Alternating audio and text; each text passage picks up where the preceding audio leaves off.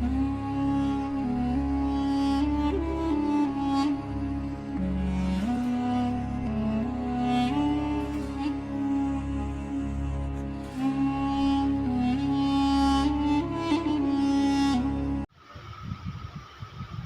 का जो हमारा टॉपिक है वो है ऑफबाउस प्रिंसिपल। ठीक है, इसमें क्या है, इसमें है कि electron first occupy lower energy orbital. क्या कहा गया है? लो एनर्जी ऑर्बिटल, यानी एनर्जी की जो इन्फिनिटी है वो n+l वैल्यू, जो n+l वैल्यू है वो क्या होगी? लो होगी। हम एक एग्जांपल की मदद से देखते हैं कि ऑफबाउस प्रिंसिपल क्या कह रहा है, ये क्या कहना चाह रहा है। अगर जो हम देखें कि एक घर है, उसके फ्लोर्स बने हुए हैं, जो आपके घर में मतलब किसी की शादी है, फॉर एग्जांपल आपने मल्टी जो स्टोरी है ना घर ले रखा है, पूरी शादी जब ख़त्म हो गई तो आप खुद बताओ कि जो आपका पहला मेहमान था, थका हारा हुआ जो था, बिल्कुल जब वो थका हारा होने के बाद आता है वापस, तो वो कहाँ पे रुकना पसंद करेगा? तो वो ग्राउंड फ्लोर में रुकना पसंद करेगा। जो ग्राउंड फ्लोर में खाली कमरा है वो वहाँ पे रुकेगा। इनमें से वो किसी में भी रुक जाएगा, मतलब खाली रूम में। उसने ऐसा क्यों किया? क्योंकि उसके पास एनर्जी ही नहीं है। तो जिसकी लोएस्ट एनर्जी है उसमें जाकर वो रुक जाएगा। फ़र्ज़ करें कि ग्राउंड फ्लोर पूरा हो गया है, फ़र्ज़ करें कि ग्राउंड फ्लोर पूरा हो गया है, तो अब जो मेहमान आएंगे वो कहाँ रुकेंगे? वो फर्स्ट फ्लोर में, क्योंकि ग्राउंड फ्लोर कंप्लीट हो गया है। अब फर्स्ट फ्लोर भी अगर पूरा भर जाए, मतलब फिल हो जाए गेस्ट से, अब जो मेहमान आ रहे हैं वो कहाँ रुकेंगे? वो सेकंड फ्लोर में। तो जो ऑफबाउस है वो भी यही कहता है कि जिसकी एनर्जी सबसे कम है वो ऑर्बिट सबसे पहले फिल किया जाएगा। क्या कहता है? कि जिसकी एनर्जी सबसे कम है वो ऑर्बिट भी सबसे पहले ही फिल किया जाएगा। तो n+l को हम फॉलो करते हैं, जिसके लिए n+l की वैल्यू होती है उसमें सबसे पहले फिल कर मतलब किए जाने वाला जो होता है ना वो लो होता है। जिसके लिए n+l की वैल्यू लो होती है उसमें इलेक्ट्रॉन सबसे पहले फिल किए जाते हैं। अब क्या कहा गया है कि n+l की वैल्यू अगर सेम होगी तो अब इसे n वैल्यू से कंपैरिजन करते हैं। क्या करते हैं? इसको n वैल्यू से कंपैरिजन करते हैं। जैसे कि फ़र्ज़ करें कि आपके पास जो दिया गया है, मतलब कि आज वो क्या है, 3s और 2p। जो 3s है, 3s के लिए n की वैल्यू कितनी है?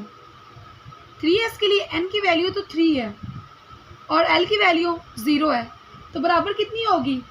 3। टोटल कितनी है? 3। अब जो 2p है हमारे पास, तो 2p के लिए n की वैल्यू क्या है? 2 है और l की वैल्यू 1 है, तो जो टोटल क्या होगी? 3। तो यहाँ पर n की वैल्यू जिसकी कम है उसकी एनर्जी भी कम है। तो n की वैल्यू कम किसकी है? 2p की। ठीक है, तो 2p less than 3s, 2p less है 3s से। ठीक है, यहाँ पे जो उसने कहा हुआ है n+l वैल्यू सेम फॉर 2 और मोर ऑर्बिटल। अगर 2 या 2 से ज़्यादा ऑर्बिट्स की वैल्यू सेम है, then new electron enter in the orbital with lower n value. ठीक है, ये जो मैंने एग्जांपल आपको दी है वो इसी की एग्जांपल थी। ऑफबाउ ने इसके बाद इलेक्ट्रॉनिक कॉन्फ़िगरेशन को बताया कि किस तरीके से उसमें इलेक्ट्रॉन्स को डिवाइड किया गया है। अब बात करते हैं इलेक्ट्रॉनिक कॉन्फ़िगरेशन की। इसने किसके बारे में बताया था? इलेक्ट्रॉनिक कॉन्फ़िगरेशन का, कि जो हमारे पास s ऑर्बिट होते हैं उसमें 2 इलेक्ट्रॉन्स होते हैं। ये हमें याद करना चाहिए क्योंकि ये याद रखने वाली ही चीज़ है। जो हमारे पास s ऑर्बिट होते हैं उसमें 2 इलेक्ट्रॉन्स होते हैं। जो हमारे पास p ऑर्बिट होते हैं उसमें 6 इलेक्ट्रॉन होते हैं, जो हमारे पास d ऑर्बिटल होते हैं उनमें 10 इलेक्ट्रॉन्स होते हैं, और जो हमारे पास f ऑर्बिटल होते हैं उनमें 14 इलेक्ट्रॉन मतलब फिल किए जा सकते हैं।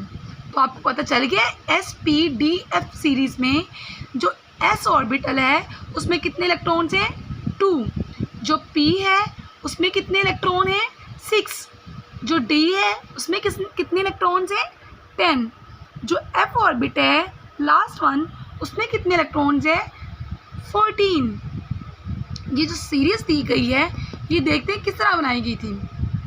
1s 2s 3s 4s 5s 6s 7s, इसके बाद 2p 3p 4p 5p 6p 7p, इसके बाद 3d 4d 5d 6d, इसके बाद 4f 5f। ये जो हमने सीरीज देखी थी इसको उसने लिखा हुआ है एक सीक्वेंस में बहुत अच्छे अंदाज में। तो यहाँ पर इसको इस साइड में करके मतलब इस तरह की रोज़ बना के इस सीरीज़ को बनाया गया है। 1s 2s, उसके बाद 2p 3s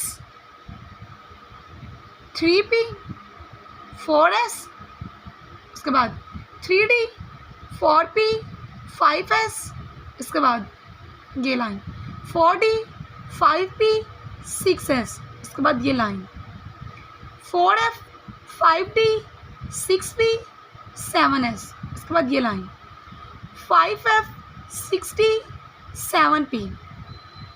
इसकी और भी ट्रिक है, लेकिन जो ऑफ बाउ था उसने इस तरीके से इसको मतलब इस सीक्वेंस में इसको रखा था। सबसे पहले क्या हमारे पास 1s, उसके बाद 2s, उसके बाद 2p, इसके बाद 3s, इसके बाद 3p, इसके बाद 3d, इसके बाद 4s, इसके बाद 3d, नेक्स्ट 5s, इसके बाद 4d। यही सीक्वेंस दी गई है। इसके बाद पहले इतनी सीक्वेंस हमने लिखी हुई है 1s2 2s2 2p6 3s2 3p6 4s2 3d10 4p6 5s2। ये जो ऊपर s के ऊपर 2 लिखा हुआ है, हमें पता है कि s में कितने ऑर्बिट हैं 2, s में कितने ऑर्बिट हैं 2, p में कितने हैं 6, s में कितने हैं 2, p में कितने हैं 6, s में कितने हैं 2, d में कितने हैं 10, p में कितने हैं 6, s में कितने हैं 2, d में कितने हैं 10। ये इसी सीक्वेंस से इलेक्ट्रॉनिक कॉन्फ़िगरेशन को उसने एक्सप्लेन किया हुआ है बहुत इजी वे में। आई होप कि आपको ये समझ आ गई होगी। नेक्स्ट हम करेंगे इंशाल्लाह पॉलिश एक्सक्लूजन एक्सपेरिमेंट। ये था ऑफ बाउ रूल, जिसमें हमने देखा कि किस तरीके से डिवाइड किया गया है एक सीरी में इलेक्ट्रॉन्स को। आई होप कि आपको ये वीडियो समझ आई होगी। ये लेक्चर जो मैंने आपको वीडियो पे बना के दिया है, इस लेक्चर की आपको समझ आ गई होगी। आपने अपनी दुआओं में मुझे याद रखना है और इस लेक्चर को ज़्यादा से ज़्यादा शेयर करना है। और अगर आपको कुछ समझ नहीं आई है तो आपने मस्ट कमेंट बॉक्स में मुझे बताना है ताकि मैं उसको क्लियर करूँ। ओके, अल्लाह हाफिज़। मिलते हैं नेक्स्ट लेक्चर में, नेक्स्ट क्लास में।